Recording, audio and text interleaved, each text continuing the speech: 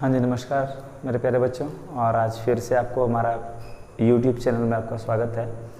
और आज आपको हम जो टॉपिक डिस्कस करने वाले हैं वो 2-4 के रैखिक समीकरण को हम लोग डिस्कस करेंगे, जो कि आपके NCERT बुक में चैप्टर नंबर 3 होगा। ठीक है, फिर से स्वागत कर देते हैं आपका। नमस्कार दोस्तों, मैं सुमन कुमार स्वागत करता हूँ आपको हमारा YouTube चैनल अभ्यास एजुकेशन में। और ये जो पार्ट है इसमें हम लोग क्या डिस्कस करेंगे कि कोई भी चर संख्या क्या होता है, अचर संख्या क्या होता है, और कोई भी ग्राफी विधि से चर और अचर को कैसे सॉल्व किया जाता है। ठीक है, तो ये बेसिकली यहाँ पे हम लोग डिस्कस करने वाले चर संख्या को, क्योंकि अचर संख्या तो हम लोग को ऑलरेडी मालूम होता है। चर संख्या एक ऐसा संख्या होता है, वेरिएबल नंबर एक ऐसा नंबर होता है जो हमें पता नहीं होता, उसका मान बदलते रहता है। उसी के बारे में हम डिस्कस करने वाले हैं। तो ये जो चैप्टर है वो है NCERT बुक से चैप्टर नंबर 3 है। आपका जो भी बुक है यहाँ से हम एक बार आपको समझा दे रहे हैं। उसके बाद देन आपका कोई भी बुक होगा, किसी भी बुक में आप बढ़िया से क्वेश्चन बनाइएगा, आपको बड़ा ही मज़ा आएगा। क्लियर है? तो चलिए मेरे प्यारे बच्चों, आज हम स्टार्ट करते हैं जो टॉपिक है ये। ठीक है, चैप्टर 3 2 चर वाले रैखिक समीकरण का युग्म। ठीक है, 2 चर वाले रैखिक समीकरण का युग्म। तो मेरे प्यारे बच्चों, जैसा कि आप जानते हैं यहाँ पर 2 दिया है, और इस 2 का जो मतलब होता है भली भांति जानते हैं। 2 मतलब 2 है ना। चर का मतलब होता है वैसा वैल्यू जो बदले, हमेशा बदलते रहे, है ना। और चर को हम लोग इंग्लिश में वेरिएबल भी कहते हैं। वेरिएबल को हम लोग जैसे सपोज करो x, y, z, a, b, c कुछ भी हो सकता है, क्योंकि हम x का वैल्यू किसी भी स्थिति में अलग अलग फाइंड करते हैं। कभी x का मान 1 होता है, कभी x का मान 2 हो सकता है, कभी 3 हो सकता है, -1, -2, -10 कुछ भी हो सकता है। उसी तरह y, उसी तरह z, उसी तरह a, उसी तरह b, उसी तरह दैट मीन्स कि A to Z तक का कोई भी जो भी हम लोग अल्फ़ाबेट को यूज़ करते हैं, यहाँ पर चर के रूप में यूज़ करते हैं, मतलब वेरिएबल के रूप में यूज़ करते हैं। और रैखिक समीकरण का मतलब होता है लीनियर इक्वेशन। और लीनियर इक्वेशन का आप जानते हैं फॉर्मूला होता है कि कोई भी जैसे इक्वेशन है तो वो x पर पावर 1 होना चाहिए। सपोज करो वो इक्वेशन में x है तो वहाँ x पर पावर 1 होना चाहिए, y होगा तो y पर पावर 1 होना चाहिए, z है तो z पर पावर 1 होना चाहिए। तो ये होता है लीनियर इक्वेशन। और यहाँ रैखिक समीकरण का युग्म बोला जा रहा है। इसका मतलब युग्म मतलब जोड़ा होगा। दैट मीन्स कि यहाँ पर कहीं ना कहीं 2 चीज़ होगा, है ना। तो 2 चर होगा, एक चर को हम यहाँ x यूज़ करते हैं, दूसरा चर को हम यहाँ पे y यूज़ करते हैं। तो सपोज करो ये जो रैखिक समीकरण होता है, पावर तो हमेशा कोई भी जो भी चर रहेगा उस पर पावर 1 रहेगा। तो ax + by है ना +c बराबर 0। तो यहाँ पर जो a है ये b है, और यहाँ जो ये c है, a, b और c तीनों कांस्टेंट है, यानी कि ये सब अचर के रूप में होगा, नियत है, ये सब का मान नहीं बदलेगा। जबकि यहाँ पर x और y जो हम यूज करें हैं वो संख्या चर है। ठीक है, इसका जो फॉर्मेट रहेगा वो आपका इस प्रकार रहेगा, जैसे 4x + 5y + 3 = 0। इस तरह रह सकता है। इसका मतलब a के प्लेस पर 4 है, b के प्लेस पर 5 है, और c के प्लेस पर 3 होगा। इसी टाइप का कुछ भी वहाँ पे आपको रैखिक समीकरण का युग्म दिया रहेगा, और आपको उसको ग्राफी विधि में या फिर उसको सॉल्व करने के लिए बोलेगा और इसका वैल्यू निकालना बोलेगा। ठीक है, तो जैसा कि आप यहाँ पे समीकरण ये जो इक्वेशन है, इस इक्वेशन को देख रहे हैं, तो हम इसी एग्जाम्पल की बात करते हैं। तो यहाँ आपके पास है 4x + 5y + 3 = 0। तो यहाँ पर हम इस 3 को दूसरी ओर ले जाते हैं, तो यहाँ कहीं ना कहीं -3 होगा। ये इक्वेशन जो भी है आपके पास, इस इक्वेशन में 2 वैल्यू निकलेगा, एक x का वैल्यू निकलेगा और एक y का वैल्यू निकलेगा। यानी कि कोई भी जो आपका रैखिक समीकरण होगा, लीनियर इक्वेशन होगा, उस इक्वेशन में हमेशा डेफिनेटली यहाँ x और y यानी 2 वैल्यू निकलेगा, एक x का एक y का हमेशा। ठीक है, तो यदि वहाँ x y दिया तो x y रिप्रेजेंट करेगा। वहाँ पे यदि आपको p q दिया है तो p q का वैल्यू निकलेगा। दैट मीन्स कि फाइनली मेरा कहने का मतलब ये हुआ कि हमेशा जो वैल्यू निकलेगा वो कितना निकलेगा, 2। क्लियर है? और वैसे भी यहाँ पे हम लोग डिस्कस कर रहे हैं 2 चर का एक रैखिक समीकरण। ठीक है, तो चलिए यहाँ पर जो क्वेश्चन होगा वो किस प्रकार होगा हमने आपको समझाया, इसका पैटर्न क्या होगा वो हम आपको समझा दे रहे हैं, क्वेश्चन और डिस्कस करेंगे। तो फाइनली हम एक बात पर यहाँ पर आ चुके हैं कि जो भी रैखिक समीकरण होगा जो भी रैखिक समीकरण आपका होगा, आप समझ रहे हैं, तो वो आपका ax plus by plus c बराबर 0 के रूप में होगा। और यहाँ पर हम इसको इक्वेशन 1 मानेंगे। और इसी प्रकार क्वेश्चन में आपको और एक इक्वेशन दिया रहेगा ax plus by plus c equal to 0, इसको इक्वेशन 2 मानेंगे। जब भी इक्वेशन आपका 2 दिया रहेगा तो हम यहाँ पर a1 इसको b1 इसको c1 इसको a2 b2 और c2 मानेंगे, तब कोई तरह का कन्फ्यूजन क्रिएट नहीं होगा। और इस प्रकार का जो समीकरण, इस प्रकार का जो भी समीकरण है, हम जानते हैं यह समीकरण क्या है, रैखिक समीकरण है। परंतु यहाँ पर x और y 2 है, तो इसलिए 2 है ना, और 2 x और y क्या होता है, चर होता है, तो 2 चर वाला रैखिक समीकरण, इसी चीज़ को हम लोग कहते हैं। ठीक है, तो चलिए पहला जो क्वेश्चन है वो क्वेश्चन को हम लोग डिस्कस करते हैं। एक्सरसाइज 3.1 हम लोग स्टार्ट करते हैं। और मेरे प्यारे बच्चों, आप यदि हमारे अभ्यास एजुकेशन फैमिली के नया स्टूडेंट्स हैं या नया मेंबर्स हैं, तो आपसे काइंडली रिक्वेस्ट है, हार्टली दिल से आपको मैं बोल रहा हूँ कि आप हमारे इस चैनल को सब्सक्राइब कर लीजिएगा।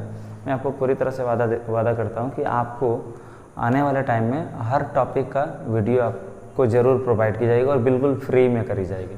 ठीक है, और हाँ, मैंने एक प्लेलिस्ट बनाया है, आप वीडियो का प्लेलिस्ट में जाइए, चैनल का प्लेलिस्ट में, और वहाँ पर जाके प्लेलिस्ट में बड़े ही सुंदर ढंग से मैंने सीक्वेंस वाइज सजा के रखा है कि क्लास 10th का मैथ, क्लास 9th का मैथ, क्लास और भी जो भी है उसको रिप्रेजेंट करा है, साइंस, SST, जो भी हम लोग के पास अभी टाइम मिलते जा रहा है, उसी के अनुसार, उसी के अकॉर्डिंग हम लोग क्या कर रहे हैं कि सभी वीडियो का लेक्चर जो है वो शूट करके हम लोग जल्दी ही अपलोड कर रहे हैं, ताकि हमारा जो भी ऑल ओवर इंडिया का जितना भी स्टूडेंट है वो सभी इसका बेनिफिट ले सके और बड़े ही मज़े से घर बैठे भी वो पढ़ाई कर सके, है ना।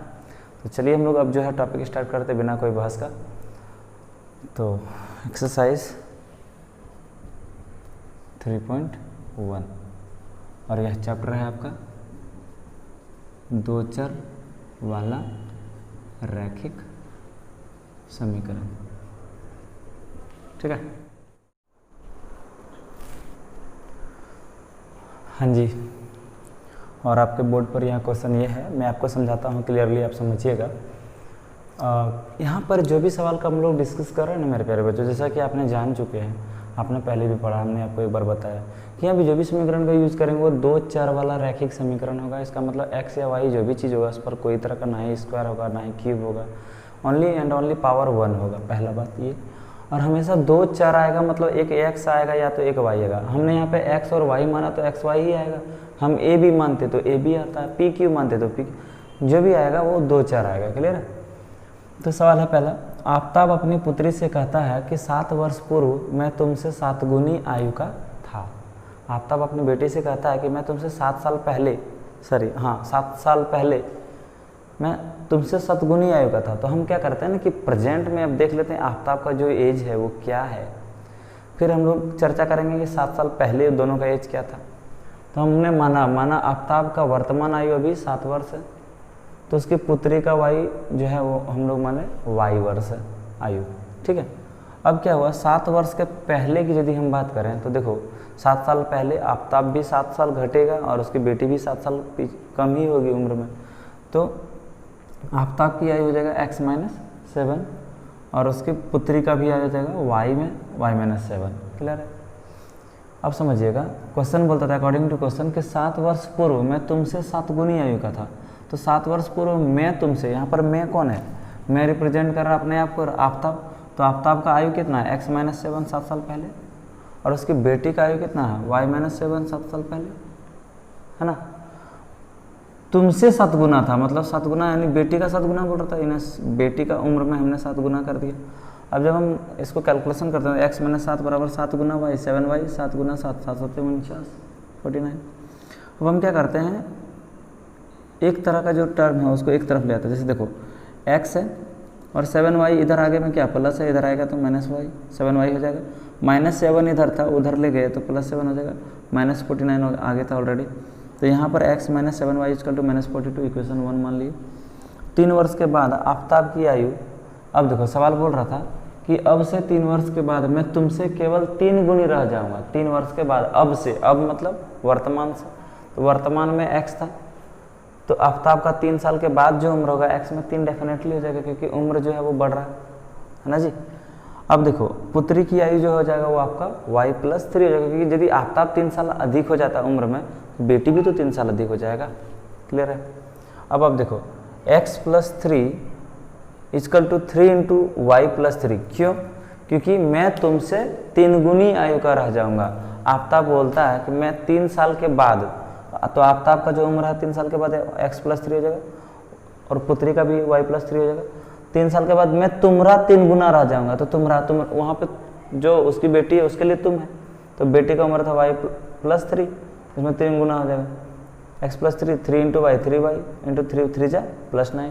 उसी तरह क्या करते हैं, जो रैखिक एक तरह का जो यानी चर वाला जो टर्म है उसको हम एक साइड ले रहे हैं, x और इधर 3y प्लस में था, इधर आ गया तो -3y, और इधर 9 है और +3 उधर जाएगा तो -3 हो जाएगा। क्लियर है। यहाँ पर जो समीकरण बना x - 3y = 9 में 3 जाएगा तो 6 बचेगा समीकरण 2। अब हमने क्या करा, इस स्थिति को हम लोग चलो एक ग्राफीय विधि में व्यक्त करना है, क्योंकि सवाल बोल रहा था ग्राफीय रूप में व्यक्त करिए। क्लियर है। तो ग्राफ में ले जाने के लिए, ग्राफ में उस समीकरण को दर्शाने के लिए क्या करना पड़ेगा, यहाँ पर 2 चीज़ फंसा, हमने पहले भी आपको डिस्कस करा था, x और y। यहाँ पर भी 2 चीज़ फंसा है, x और y। तो जो भी चीज़ फंसा है यहाँ x और y का यदि हमको वैल्यू पता हो जाएगा, x और y का मान यदि हम लोग को मालूम हो जाएगा, तब हम क्या करेंगे कि उसका जो वैल्यू है x और y का वैल्यू, इस ग्राफ के माध्यम से हम उसको क्या करेंगे, रिप्रेजेंट करेंगे। आपने 9 में इस ग्राफ के बारे में पढ़ा होगा, है ना। तो चलिए पहले हम रिप्रेजेंट करके आपको सिखाते हैं कैसे करते हैं। समीकरण 1 हम सबसे पहले लेते हैं। समीकरण 1 से x - 7y = -42, है ना। समीकरण 1 यही था। अब हम क्या करते हैं, हमको कोई एक वैल्यू चाहिए, या तो x का या तो y का। हम क्या करते हैं, यहाँ पर x का वैल्यू निकालते हैं, तो 7y डेफिनेटली उधर चले जाएगा, तो -7y उधर जाएगा तो +7y, -42 + 7y। अब यहाँ पे बहुत ही इंपॉर्टेंट चीज़ है, आप एक क्वेश्चन को बढ़िया से क्लियर रूप से समझ जाइएगा, आपको सब समझ में आ जाएगा। यहाँ इंपॉर्टेंट ये होता है कि यहाँ पर हमको वैल्यू चाहिए x का और y का, तो कुछ ऐसा वैल्यू x या y का मानिएगा, जो भी देखिए इधर x का वैल्यू निकालना है तो y का वैल्यू आपको मानना पड़ेगा। इधर यानी कि बराबर के दूसरी ओर जो भी वैल्यू यहाँ पर फंसेगा उसका वैल्यू को आप अपने मन से मान लीजिएगा। तो मान लीजिए, और कुछ ऐसा डिजिट को मानिएगा कि या तो वो जुट जाए, या तो वो कट जाए, या तो घट जाए, या तो ऐसा आए कि बहुत बड़ा डिजिट नहीं आए, मतलब रेंज में आए। ठीक है। जैसे x का, जैसे हम y का मान 6 मानते हैं, तो x का मान यहाँ पर 0 आया है। कैसे आया हम आपको बताते हैं। तो कुछ ऐसा मानिएगा कि वैल्यू ना ही अधिक बड़ा हो ना ही अधिक छोटा हो, ना ही ज़्यादा ऋणात्मक में चले जाए ना ही ज़्यादा धनात्मक में चले जाए। और हाँ, बहुत सारा सवाल ऐसा आएगा जहाँ कभी डिवाइड करना पड़ेगा, कभी मल्टीप्लाई करना पड़ेगा, आएगा, डिस्कस करेंगे हम लोग उसके बारे में भी। तो वहाँ पर ऐसा सिचुएशन क्रिएट नहीं होना चाहिए कि बहुत बड़ा वैल्यू ले लेंगे, क्योंकि बड़ा वैल्यू ले लेंगे अपने मन से, जो मन से वैल्यू ले लेंगे, तो वहाँ पर क्या होगा, आप इसको ग्राफ में रिप्रेजेंट कर नहीं पाएंगे, वो आपको बड़ा समस्या हो जाएगा। ठीक है ना। तो हम आपको क्या बोल रहे हैं, फिर से एक बार डिस्कस करिए कि कोई भी जो वैल्यू, इधर जो भी चीज़ फंसेगा, इधर अभी देखिए समीकरण में क्या फंसा, y, तो हम y का मान मानेंगे। तो जब y का मान कुछ भी मानेंगे और इसमें पुट करेंगे तो किसका वैल्यू निकलेगा, x का वैल्यू निकलेगा। आई होप आपको समझ में आया होगा। ठीक है। तो y का मान हम अपने मन से 6 मानते हैं, तो 6 सते 76, 7 × 6 कितना आ जाएगा, 42, और यहाँ ऑलरेडी -42 है, 42 में 42 चल गया तो क्या बच गया, 0। क्लियर है। यहाँ हो गया 0, यानी y का मान 6 माने तो x का मान हो गया 0, और इसको हम ग्राफ का ये जो बॉक्स है उस बॉक्स में भर देंगे। ठीक है। उसका यूज़ हम लोग करेंगे बाद में। पुनः अब हम क्या करते हैं, अब बहुत सारे बच्चों का डाउट होता है, सर हम यहाँ पर x का मान यदि 15 ले लेते तो क्या होता। तो देखो क्या होता, यदि हम 15 ले लेते तो 15 सते मल्टीप्लाई करते तो कितना होता, और फिर उसमें 42 घटाते तो बहुत बड़ा डिजिट आ जाता है ना, बहुत बड़ा डिजिट आ जाता। तो इसके लिए वहाँ पर क्या होता, थोड़ा सा समस्या आ जाता है, इसलिए हम लोग क्या लेते हैं, छोटा डिजिट लेते हैं ताकि काम बन जाए। देखो कैसे, 42 माइनस, यहाँ पर यही इक्वेशन हम लोग यहाँ पर नोट कर रहे हैं, x = 42 - 42 + 7y -42 + 7 × y के जगह पर हमने क्या माना था, 5 को पुट किया, 7 5 जो भी होता है, तो यहाँ पर हमने 35 लिखा और -42, है ना, 7 × 5 = 35, 42 में जब 35 घटेगा तो -7 आएगा। देखिए बहुत बड़ा वैल्यू नहीं है, माइनस में भी नॉर्मल वैल्यू आ रहा है, उसको हम क्या करें, इस बॉक्स में भर दिए। y का मान 5 था तो x का मान कितना निकल गया, 7 निकल गया। क्लियर है, -7 निकल गया। अब उसी प्रकार हम क्या करेंगे, समीकरण 2 को भी एक बॉक्स में फिल करेंगे। x - 3y = 6 था समीकरण 2, x का मान निकाल लेते हैं, 3y उधर ले जाएंगे तो प्लस हो जाएगा, बोलो हाँ या नहीं। अब देखो इधर बराबर की दूसरी ओर क्या फंस रहा, y, तो हम जो फंसेगा उसको मानेंगे। तो y फंस रहा तो y को मानेंगे, कुछ भी मानिए कोई दिक्कत नहीं है, हाँ लेकिन ऐसा चीज़ मानेंगे जो कि एक लिमिटेशन में हो, बहुत बड़ा या बहुत छोटा नहीं होना चाहिए। y बराबर हम क्या मान लिए, 0, तो x का मान क्या हो जाएगा, 6 + 3 × y, 3 × 0, y की जगह पर 0, तो हो जाएगा 0 हो जाएगा, 6 + 0 = 6, यानी जब y को 0 माने तो इसका मान 6 हो गया। देन जब y बराबर -2 मानते हैं, अब माइनस प्लस कुछ भी मान सकते हैं, -2 मानते हैं तो x बराबर 6 + 3 × -2, 6 + 3 × y की जगह पर -2, यही समीकरण को हम लोग यहाँ पर रिप्रेजेंट कर रहे हैं, बात समझ में आ रहा है। तो हो जाएगा 6 - 6 = 0, इसका मतलब जब -2 लेते हैं तो इसका वैल्यू क्या आ गया, 0। अब देखिए इसको ग्राफ में सजाते हैं, बड़ा मजा आएगा, इसको समझते हैं। तो पहले समीकरण 1 को हम लोग देखते हैं, x का मान कितना है, 0, तो y का मान 6। यहाँ पर देखो ये x एक्सिस होता है और ये y एक्सिस होता है, और सबके बीच का जो दूरी होता है वो इक्वी डिस्टेंस होता है, मतलब इक्वल दूरी होता है ना, यूनिट लेंथ होता है। तब यहाँ पर हम x का मान 0, अब देखो ये होता है ओरिजिन, और ओरिजिन में हर चीज़ ये x और y सब 0 होता है, तो x का मान यहाँ पर 0 हो जाएगा, और y का मान 6 है, y का मान 6 यहाँ पर हो जाएगा, यानी ये जो पॉइंट होगा ये यहाँ पर होगा, ये पॉइंट, इसका नाम क्या दे देंगे हम लोग, पहले x का कोऑर्डिनेट लिखते हैं तो 0 और फिर हो जाएगा इसका वैल्यू 6, क्योंकि कोई भी कोऑर्डिनेट कोई भी निर्देशांक लिखते हैं तो पहले x का वैल्यू होता है फिर y का वैल्यू होता है। इसको आप नाम दे सकते हैं a। फिर क्या हुआ, x का वैल्यू -7, तो मेरे प्यारे बच्चों x का वैल्यू -7 देखो यहाँ पर है, और y का वैल्यू 5, y का वैल्यू ऊपर में है 5, तो जब हम इसको इधर लेके आएंगे और इसको यहाँ लेके आएंगे तो ये जो वैल्यू है मेरा यहाँ पर बनेगा, है ना जी, और इस पॉइंट को हम लोग बोल देते हैं b, -7 और 5। क्लियर है। अब हम क्या करेंगे कि a और b को आपस में मिला देंगे, और इस समीकरण को ऐसे, है ना, ये दोनों बिल्कुल एक दूसरे को आप जितना भी पार कर सकते हैं, उधर भी जितना बढ़ा सकते हैं, कोई दिक्कत नहीं, जितनी बड़ी आपकी ग्राफ कॉपी है उतनी बड़ा आप खींचिए। और हाँ, मैंने बताना आपको भूल गया कि आपको इस चीज़ को बनाने के लिए, रिप्रेजेंट करने के लिए ग्राफ कॉपी होना चाहिए, कोई भी बुक स्टोर में मिल जाती है, आप एक ग्राफ कॉपी ज़रूर खरीद लीजिएगा। नहीं तो मैं कोशिश करता हूँ, जो लिंक है डिस्क्रिप्शन बॉक्स में इसका लिंक हम डाल देंगे, आप वहाँ से PDF डाउनलोड करके आप प्रिंट आउट भी कर सकते हैं, एंड एज यू विश, कोशिश करते हैं, ठीक है। अब हम, ये हो गया आपका समीकरण 1, तो यहाँ पर आप लिख सकते हैं समीकरण 1 है, यानी तो आप समीकरण 1 की जगह पर ये जो इक्वेशन, ये पूरा इक्वेशन को रख सकते हैं, x - 7y = -42, ये भी आप लिख सकते हैं, आप ये लिखिए या फिर x - 7y = -42 लिखिए, ये लिखिए, दोनों एक ही चीज़ है, ठीक है। अब हम क्या कर रहे हैं, x का वैल्यू 6 ले रहे हैं समीकरण 2 में, x का वैल्यू 6 कहाँ भाई, यहाँ पर है, और y का वैल्यू 0 है, इसका मतलब ये जो पॉइंट है कहीं नहीं जाने वाला, यहीं पर रहेगा।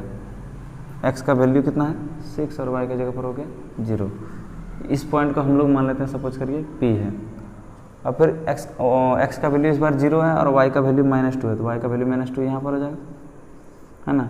इस पॉइंट को हम लोग क्या करते हैं, q मान लेते हैं, तो q का जो कोऑर्डिनेट है वो 2 और 0 और -2। अब हम इस दोनों लाइन को क्या करते हैं, मिलाते हैं, ऐसे करके मिलेगा, ऐसे करके आगे आप बढ़ते रहिए।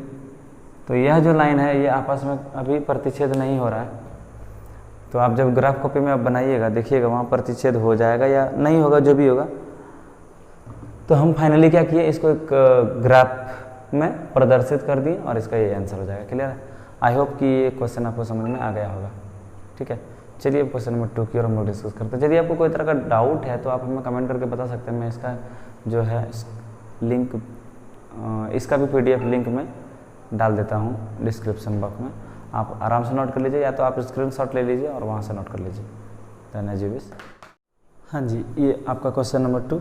चलिए एक बार समझते हैं इसको। क्वेश्चन नंबर 2 बोलता है कि क्रिकेट टीम के एक कोच ने ₹3900 में 3 बल्ला और 6 गेंदें खरीदी। बाद में उसने एक और बल्ला तथा उसी प्रकार के 2 गेंदें ₹1300 में खरीदे। इस स्थिति को एक बीजगणितीय रूप में व्यक्त कीजिए।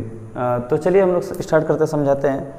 तो मान लेते, देखिए क्रिकेट टीम का जो कोच है वो 39 रुपये पैसा लगाया, 3900 रुपये पे किया, जिसमें से उसको 3 बल्ला मिला, बल्ला बैट, और 6 ठो गेंद मिला। ठीक है, तो आपको क्या पता है कि वहाँ जो बल्ला है उसका प्राइस कितना है और गेंद का प्राइस कितना है? बोलो नहीं। तो जब आपको पता नहीं है तो वहाँ हम क्या करते हैं, इसको मानते हैं। ठीक है, तो मानते हैं, चलो आंसर करते हैं इसका। माना बल्ला का कीमत बराबर x रुपया, तथा मान लेते हैं गेंद का कीमत y रुपया, है ना जी। तो प्रश्न से अकॉर्डिंग टू क्वेश्चन कितना बल्ला और कितना गेंद? तो 3 बल्ला, एक बैट का दाम x रुपया है, तो 3 बैट का दाम 3x रुपया। नहीं समझ में आया? इसका मतलब ये, एक बैट का दाम 200 रुपया है, तो 3 बैट का दाम कितना हो गया? 200 दिया 600 रुपया। अब समझ में आया? तो वही चीज़ है। अकॉर्डिंग टू क्वेश्चन 3 बल्ला खरीदा, एक बल्ला का दाम था x रुपया, तो 3 बल्ला का दाम 3x रुपया, और गेंद का दाम हो जाएगा 6, गेंद का दाम 6y रुपया, क्योंकि y कीमत था एक गेंद का, है ना। तो टोटल मिला के कोच ने पैसा कितना पे किया? 3900 रुपये। इसको हम लोग मान लेते हैं समीकरण 1। पुनः फिर से क्या किया, बाद में उसने एक और बल्ला खरीदा, एक बल्ला कीमत 1x रुपया, और उसी प्रकार के 2 गेंद खरीदा, तो 2y बराबर 1300 रुपया। इसको हम लोग मान लेते हैं समीकरण 2। होप की समझ में आ गया होगा। समीकरण 1 और 2 बहुत इजीली आप समझ गए। अब हम क्या करते हैं, समीकरण 1 से इसको रिप्रेजेंट करेंगे हम लोग ग्राफ में। ठीक है, समीकरण 1 से, तो 1 में क्या है, 3x प्लस 6y बराबर 3900, है ना। तो इसको हम लोग लिखेंगे, x का वैल्यू यहाँ से निकालते हैं तो हो जाएगा 3900 माइनस 6y, तो 3x यहाँ था। अब हम क्या करते हैं, इस 3 को भी उधर ले जाते हैं, तो आप जानते हैं 3 इसके साथ मल्टीप्लाई हुआ है, तो यहाँ जाके क्या आ जाएगा, डिवाइड, बोलो हाँ या नहीं। अब इसको हम लोग क्या करते हैं, एक बॉक्स में लिखते हैं। ठीक है,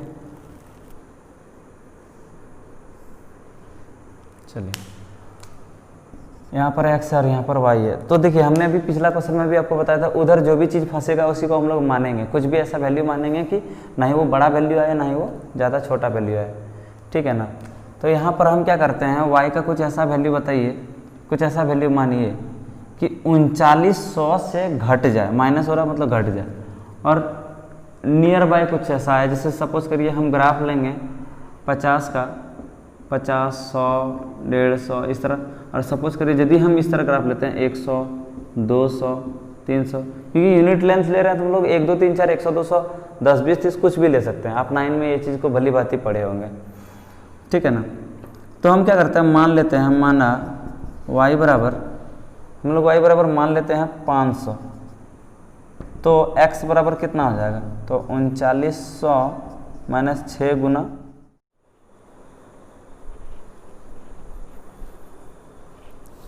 सॉरी भाई मुझे मालूम नहीं था, वीडियो रुक गई थी और हम पूरा पढ़ा के निकल गए, और बाद में पता चला कि कुछ रिकॉर्ड ही नहीं हुआ।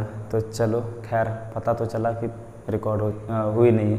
तो हम फिर से एक बार उसी चीज़ को समझाते हैं। मैंने ऑलरेडी लिख चुका है यहाँ पे, तो एक बार फिर से समझा देता हूँ। ठीक है, तो हम लोग यहाँ पे रुक गए थे। माना y बराबर 500 मानते हैं, तो x का जो वैल्यू होगा वो 3900 minus 6y, 3900 minus 6 into y, y का वैल्यू 500 प्लेस करते हैं तो 6 5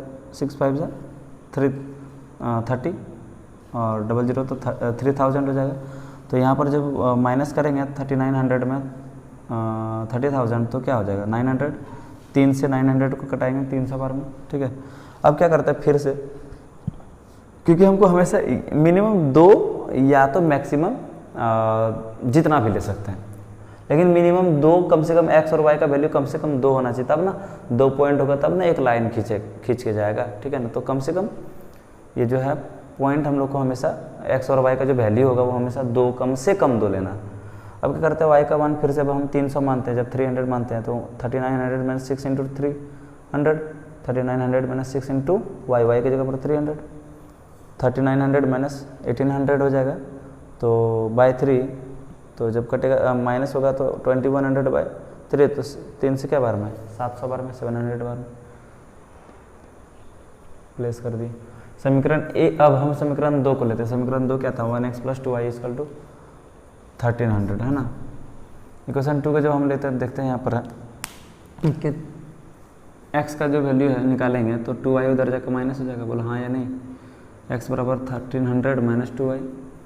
तो हम क्या करते हैं, एक ग्राफ एक जो है बॉक्स बनाते हैं, यहाँ पर x और y को रखते हैं, मान लेते हैं, माना जब y बराबर 400 मानते 400, तो ये 1300 माइनस 2 इंटू वाई की जगह पर 400, ये वाला इक्वेशन में हम पुट कर रहे हैं इसको, है ना। तो क्या होगा 1300 माइनस 800 = 500, तो जब 400 माने तो x का मान 500 है। उसी प्रकार पुनः हम क्या करते हैं, इस बार y का मान जो है हम लोग 600 मानते हैं। जब 600 माने हैं तो 1300 माइनस 2 गुना 600, 1300 माइनस 2 गुना y की जगह पर 600 पुट कर रहे हैं, तो 1300 माइनस 1200 हो जाएगा, बराबर हो जाएगा 100। तो जब 600 है तो 100। चलिए इसी चीज़ को अब हम क्या करते हैं, ग्राफ में रिप्रेजेंट करते हैं, ठीक है। तो देखिए क्या होगा, x का वैल्यू 300 तो y का वैल्यू 500, x का वैल्यू 300 यहाँ पर है तो y का वैल्यू 500। यहाँ पर ये जो पॉइंट है ए को हम लोग उसको रिप्रेजेंट किया। फिर जब 700 है तो ये 300 है, 700 यहाँ पर है तो ये 300 इधर से, है ना, ये बी पॉइंट को रिप्रेजेंट करता है। हम क्या किए, ब्लैक पेन से ये जो है और इस पॉइंट को मिला दिए, ये लाइन को, ठीक है ना, ये इस प्रकार चले जाएगा। अब हम क्या करते हैं, समीकरण 2 देखते हैं, 500 और 400, x का वैल्यू 500, 500 यहाँ है, इसको बोले 400 यहाँ पर है, इस तरह ये लाइन हो गया, ठीक है। दूसरा हम देखते हैं, x का वैल्यू 100 तो y का 600, 100 तो y का 600 यहाँ पर हो जाएगा, y का वैल्यू 600 है ना। ये जो पॉइंट है वो Q पॉइंट P था और ये पॉइंट को हम लोग क्या मान लिए, Q। अब इसको हम लोग जब मिलाते हैं तो इस प्रकार का रेखा हमें प्राप्त होता है ना। जो ब्लू लाइन है वो समीकरण 2 है और जो ब्लैक लाइन है वो समीकरण 1 है। तो हम देखते हैं दोनों जो लाइन है वो एक दूसरे के ऊपर में ओवरलैप कर जाता है, और बाद में हम इसको बताएंगे आपको कि जब ओवरलैप होता है तो यहाँ पर x और y का जो वैल्यू होता है वो बहुत अधिक होता है, मतलब अनेक वैल्यू हो जाएगा, अनंत वैल्यू हो जाएगा, ठीक है। जब संपाति कोई रेखा, दो रेखा आपस में संपाति कर जाए अनंत हो जाएगा, क्योंकि हर जगह एक दूसरे को काट रहा है, हर जगह एक दूसरे को काट रहा है, तो जितना भी जगह दोनों लाइन एक दूसरे को काटेगा उतना ही जगह वहाँ पर x और y का वैल्यू होगा। पिछला क्वेश्चन में आपने क्या देखा कि जो दो लाइन था वो दोनों लाइन इस तरह करके आगे बढ़ रहा था, यानी कि वो आगे चलते जा रहा था। तो यहाँ पर यदि मिला नहीं, जब मिलेगा नहीं, ऐसा कंडीशन आएगा कि यदि दोनों लाइन पैरेलल हो जाएगा, ऐसे पैरेलल हो जाएगा, तो पैरेलल के सिचुएशन में x और y का कोई भी वैल्यू नहीं आएगा, यानी कि वहाँ पर हल नहीं होगा। और जब दोनों लाइन एक दूसरे को ऐसे इंटरसेक्ट करेगा, मतलब एक बार वो इंटरसेक्ट करेगा तो यहाँ जो वैल्यू होगा वहाँ x का एक वैल्यू होगा और y का वैल्यू भी एक होगा, इसका मतलब x और y का वैल्यू होगा, ठीक है। तो चलिए अब हम लोग चलते हैं क्वेश्चन नंबर 3 की ओर। तो जो क्वेश्चन नंबर 3 है वो आपके स्क्रीन पर ये है कि 2 केजी सेब और 1 केजी अंगूर का मूल्य किसी दिन 160 रुपया था। एक महीने के बाद 4 केजी सेब और 2 केजी अंगूर का मूल्य 300 रुपया हो जाता है। इस स्थिति को बीजगणित तथा ज्यामितीय रूप में व्यक्त किया। अरे मेरे प्यारे बच्चों, आप ध्यान से समझो, बहुत ईजी है यार, थोड़ा सा आप ध्यान देना तो आपको एकदम समझ में आ गया। देखिए क्या बोल रहा, 2 केजी सेब और 1 किलो अंगूर का दाम है किसी दिन 160 टका था बाजार में। कुछ दिन के बाद क्या हुआ, वही 4 किलो सेब और 2 किलो अंगूर लिया तो उसका दाम हो गया वो 300 रुपया हो गया। तो इसको एक ग्राफी रूप में हम लोग को रिप्रेजेंट करने के लिए बोल रहा। तो मान लेते हैं सेब का जो कीमत है वो 100 रुपया प्रति किलो था मार्केट में, और अंगूर का जो कीमत था वो 22 रुपया। क्योंकि अभी हमको 1 किलो का कितना दाम है अंगूर या सेब का, यह तो पक्का पता नहीं है ना। तो हमको सबसे पहले मानना पड़ेगा कि 1 किलो सेब का दाम 100 रुपया, तो 1 किलो सेब का दाम 1 किलो सेब का दाम 100 रुपया और 1 किलो अंगूर का दाम 22 रुपये। क्योंकि x और y ही जरूरी नहीं है, आप यहाँ पर a और b भी ले सकते हैं, ठीक है, कुछ भी ले सकते हैं।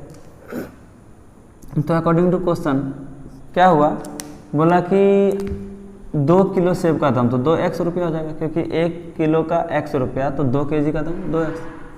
उसी तरह 1 किलो अंगूर का दाम हो जाएगा 1 वाई, और दोनों का मिला के जो दाम लेता है वो 160 रुपये। इसको मान लीजिए समीकरण समीकरण 1 इक्वेशन 1। पुनः फिर क्या बोलता है कि 1 महीने के बाद 4 किलो सेब का दाम 4x रुपया हो जाएगा, प्लस 2 किलो अंगूर का दाम तो 2y रुपया हो जाएगा, बराबर कितना 300। मैंने अरे यहाँ पर क्या बोला जा रहा है आपसे कि 1 किलो सेब का दाम x टका, 1 किलो का मान लेते हैं 1 किलो सेब का दाम आपसे 50 रुपीज़ वसूलता है, तो 2 किलो का दाम कितना होगा 100 रुपीज़, तो 2 से आप गुना करेंगे। उसी तरह 4 किलो का दाम कितना होगा 4 गुना 50 है, नहीं तो यहाँ पर x लिया तो 4 गुना x हो जाएगा, इसका कीमत y लिया तो 2 किलो लिए तो 2y हो जाएगा, बराबर 300 समीकरण 2। ठीक है, अब हम क्या करते हैं समीकरण 1 और 2 को सॉल्व करेंगे, और उसको हम लोग फिर ज्यामितीय रूप में या ग्राफीय विधि में हम लोग इसको प्रदर्शित करेंगे। तो हम सबसे पहले लिखते हैं समीकरण 1 से क्या जी 2x प्लस 1y बराबर 160। जो आपको इजी लगे वही बनाइए। यहाँ पर देखिए y का वैल्यू आप निकाल सकते हैं 160 माइनस 2y, इधर 1y था तो 1y 1 से मल्टीप्लाई हुआ 1 को डिवाइड करेंगे तो एक ही वैल्यू आएगा ना। तो हम क्या कर रहे हैं यहाँ पर ध्यान दीजिएगा, एक बॉक्स बनाएंगे, यहाँ x है और यहाँ y है। कुछ ऐसा वैल्यू लीजिएगा जो कि ग्राफ में नियर बाय और बेस्ट हो जाए, ताकि आपको ज़्यादा बड़ा या कटना या फिर इतना भी ज़्यादा नहीं ले लीजिएगा कि ग्राफ आपका ना ही बने। ठीक है ना, तो एक लिमिट में लेंगे जब, अब देखिए इधर क्या फंसा है 2x हो जाएगा, सॉरी 2x हो जाएगा क्योंकि हम 2x को उधर लेके जा रहे हैं। तो इधर x फंसा तो हम अब x का मान मानेंगे, कुछ भी मानिए, तो हम x का मान मान लेते हैं 50, x का मान मान लेते हैं 50। तो y का मान कितना हो जाएगा 160 माइनस 2 गुना 50, बोलो हाँ या नहीं। तो हो जाएगा y बराबर 160 माइनस 2 गुना 50 मतलब 100, इसका मतलब ये कितना हो जाएगा 60। तो y का वैल्यू हो गया आपका 60। पुनः इस बार फिर आप इधर x फंसा तो x का मान मानेंगे, x का मान इस बार आप मान लो 60 मान लो, x का मान 60 मान लो, तो y का मान हो जाएगा 160 माइनस 2 गुना 60 बराबर हो जाएगा 160 माइनस 120, तो हो जाएगा 40, यानी कि x का मान आपने माना था 60 तो इसका वैल्यू हो जाएगा 40। क्लियर है। उसी प्रकार अब हम क्या करेंगे समीकरण 2 को लेंगे, समीकरण 2 से बोलो भाई समीकरण 2 में क्या है 4x plus 2y is equal to 300। ठीक है, तो यहाँ पर आप x या y जिसका मान निकालना चाहें निकाल लीजिए। ठीक है, x का मान निकालना चाहते हैं तो हो जाएगा 300 माइनस 2y, और यहाँ 4 मल्टीप्लाई था तो इधर आके क्या आ जाएगा डिवाइड, बोलो हाँ या नहीं। ठीक है, हाँ समझ में आ रहा होगा। अब हम एक बॉक्स बनाते हैं और इस बॉक्स में x और y का वैल्यू क्या करेंगे लिखेंगे, ये x और ये y है। तो अब उधर देखिए क्या है y है, तो y का वैल्यू आपको मानना पड़ेगा। तो अब कुछ ऐसा वैल्यू मानिए कि इससे माइनस होने के बाद 4 से वो कट भी जाना चाहिए। तो यदि हम इसका वैल्यू ले लेते हैं 50, y का वैल्यू 50 मानते हैं, जब y बराबर 50 तो x का वैल्यू कितना हो जाएगा, x बराबर 300 माइनस 2 गुना 50/4 यानी 200। 300 में 2 गुना 50 100, तो 300 में 100 गया तो 200/4 कितना बार में 8 बार में, सॉरी 4 से कितना बार में 4 5 20 50 बार में, बोलो हाँ यार 50। ठीक है, तो इसका वैल्यू हो गया 50। फिर अब हम क्या करते हैं, जब y फंसा तो y बराबर हम इस बार मान लेते हैं, यदि 60 मानते हैं तो 120 हो जाएगा, और 300 में 120 घटेगा तो आपके पास आ जाएगा 0 8 180 को 4 से कटेगा तो 4 चौके 16, हाँ कट जाएगा। यदि हम यहाँ पर क्या करते हैं, अब इसका वैल्यू 60 ले लेते हैं। ठीक है, तो जो x का वैल्यू निकलेगा वो 300 माइनस 2 इंटू 60/4। तो फाइनली हम लोग के पास 300 माइनस 120/4 हो जाएगा, तो हो जाएगा 0, 10 में 2 जाएगा तो 8, या 3, 2 में 1 जाएगा तो 180/4 से कटाइएगा, कितना बचेगा? 4 चौके 16, 2 0 4 5 20 45, ठीक है ना, कट गया। अब हम इसको क्या करते हैं, ग्राफ में रिप्रेजेंट करते हैं। चलिए फटाफट करते हैं।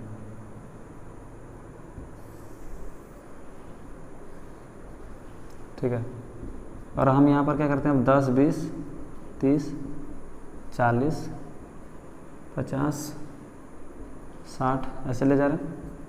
10 20 30 40 50 60 70 जहाँ तक ले जाए तो -10 -20 -30, जो कि माइनस में ज़्यादा है नहीं इसलिए ज़्यादा लेने का भी ज़रूरत नहीं पड़ेगा। 20 -30 -40, तो अपने अकॉर्डिंग यहाँ पे 10 20 इसलिए लिए क्योंकि यहाँ पर हम देख रहे हैं कि 50 60 40 यानी 10 का सीक्वेंस इस तरह कुछ हमको नज़र आ रहा था, इसलिए हम लोग यहाँ पर ये ओरिजिन 0 0 हो जाएगा। बोलो हाँ या नहीं। x का वैल्यू 50 तो y का वैल्यू 60, x का वैल्यू ये x एक्सिस होता है, ये y एक्सिस होता है, ये इधर x डैश होता है और इधर y डैश होता है। 50 x का वैल्यू यहाँ पर 50 है तो y का वैल्यू 60, 50 इधर जाएगा तो y का वैल्यू 60 यहाँ। ये वैल्यू को हम लोग इसको मान लेते हैं a, पहले x का वैल्यू फिर y का वैल्यू। पुनः हम 60 और 40 देखते हैं तो x का वैल्यू 60 और y का वैल्यू 40, तो ये हो जाएगा। इस पॉइंट को b मानते हैं, 60 और 40, ठीक है। और हम क्या करते हैं, उस लाइन को मिला देते हैं।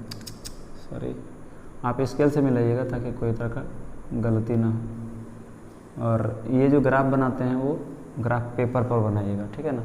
ये है आपका समीकरण 1, ठीक है।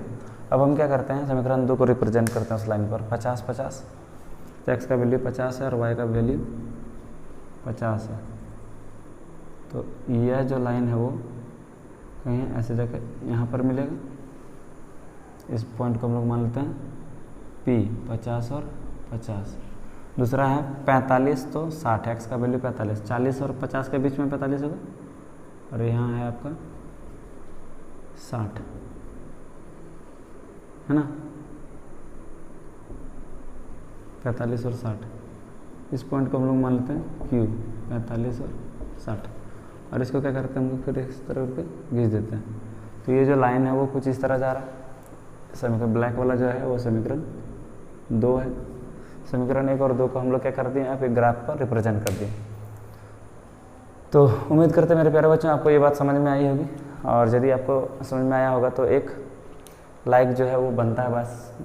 और हमारे इस चैनल को यदि आपने सब्सक्राइब नहीं किया तो सब्सक्राइब कर लीजिए। तो चलिए ठीक है, फिर मिलते हैं एक नए वीडियो के साथ, तब तक के लिए हमें इजाज़त दीजिए। और थैंक्स अ लॉट कि आपने हमें और भी प्रमोट किया, और आप हमें इस तरह का प्यार दे रहे हैं ताकि हमारा जो चैनल है काफ़ी हद तक बहुत ज़्यादा बढ़ रहा है और बहुत ज़्यादा सब्सक्राइबर धीरे धीरे हम लोग गेन कर रहे हैं। तो इसके लिए थैंक्स अ लॉट। ठीक है, फिर मिलते हैं एक नए वीडियो में, तब तक के लिए जय हिंद, जय भारत, वंदे मातरम, बाय बाय।